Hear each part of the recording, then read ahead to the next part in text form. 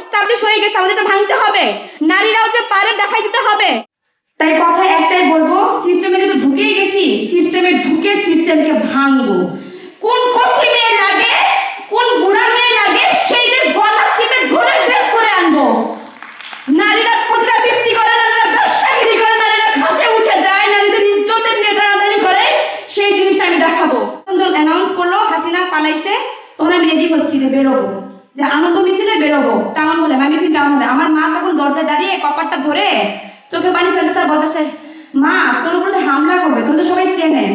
তখন আমি হাসি মুখে বলছি, তুমিও লও, তুমিও রেডিও, তুমিও লও। ওই দিন প্রথম আমার মা আমার হাত ধরে টাউন হলে আনন্দ মিছিল আসে। স্বাধীনতা দেখি নাই, 5ই অগস্টের স্বাধীনতা দেখছি। ওই দিন যখন আমি ওই টাউন হলে দাঁড়িয়ে বক্তব্য দিই, তখন মহিলারা এসে আমার মার পেটে হাত দিয়ে এভাবে গর্ব করতো, যে গর্ব গর্ব গর্ব। তখন আমার মা বুঝছে তার মেয়ে কি জিনিস।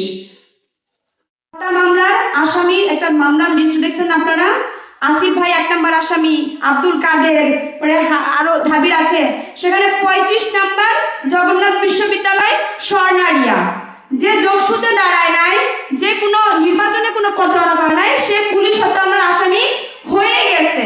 তাহলে আমাকে সিস্টেমে ঢুকতে হবে না, কাকে সিস্টেমে ঢুকতে হবে? আমার মা কোনোদিন আমাকে কথাটা বলে না, কিন্তু এখন আমার মা এটা বলে, যে মা তুই যেহেতু লিস্টেড, নাম যেহেতু উঠেই গেছে, তাহলে তুই করবি না, কে করবে, তুই কর। গতবার পার্লামেন্টে যখন জুলাই ঘোষণাপত্র 5ই অগস্ট হবে, তখন আমাকে ইনভাইটেশন কার্ড পাঠায় আসিফ ভাই, মানে তখন কার্ড পাঠায়। সেই আমি পার্লামেন্টে কেন যাবো, আমার ফ্যামিলি মেনে নেয় নাই। ইভেন আল জাজিরায় যে ছবিটা প্রকাশ পাইছে, আমার আপনি আমাকে একটা কথা বলে যে তুই আন্দোলনে গেছিস, ভালো কথা, তুই রিক্সা দাঁড়িয়ে স্লোগান কেন দিবি? 5ই অগস্টে যখন আমি অ্যাম্বুলেন্স রেডি করি, আমি ঢাকা আসবো, আমার বাড়ি কিন্তু ময়মনসিংহ, আমাকে হল থেকে বের করে দেওয়া হয় লিটারেলি। জগন্নাথ বিশ্ববিদ্যালয় হলটা আমার থাকতে দেওয়া হয় না, আমরা বের হয়ে গেছি।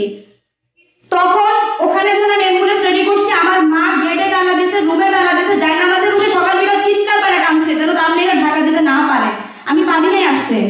আমার ছোট ভাইকে আমি রেডি করছিলাম, ফিনল্যান্ড থেকে একটা আমাকে 3000 টাকা দিছে, 700 টাকা তো 500 টাকা দিছে, আমাদের হেল্প করছে অনেকেই, যে তোমরা যাও, আমরা আছি, তোমরা যাও, কিন্তু পারি নাই। যখন ওয়াকারুজ্জামান সেনাপ্রধান যখন অ্যানাউন্স করলো হাসিনা পালাইছে, তখন আমি রেডি হচ্ছি যে বেরোবো, যে আনন্দ মিছিলে বেরোবো, টাউন হলে মিছিল টাউন হলে। আমার মা তখন দরজায় দাঁড়িয়ে কপারটা ধরে চোখে পানি ফেলতেছে আর বলতেছে, মা তোর উপরে হামলা করবে, তোর তো সবাই চেনে।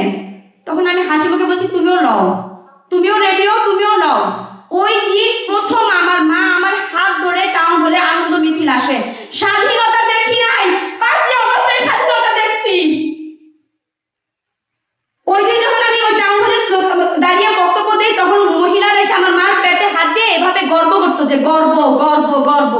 তখন আমার মা বুঝছে তার মেয়ে কি জিনিস। তাই কথা একটাই বলবো, সিস্টেমে যদি ঢুকেই গেছি, সিস্টেমে ঢুকে সিস্টেমকে ভাঙবো। কোন কচি মেয়ে লাগে, কোন বুড়া মেয়ে লাগে, সেইদের গলা চিপে ধরে বের করে আনবো। নারীরা মুদ্রা বৃষ্টি করে, নারীরা ব্যবসাগিরি করে, নারীরা খাতে উঠে যায়, নারীদের ইজ্জতের নিয়ে টানাটানি করে, সেই জিনিসটা আমি দেখাবো। আমি এখন মাস্টার্স করছি, আমি একটা রিসার্চ করছি। আমার রিসার্চের টপিক হচ্ছে matriarchal paradox, unpacking the acceptability of female political leadership of patriarchal Bangladesh. অর্থ হচ্ছে মাতৃতান্ত্রিক স্ববিরোধ।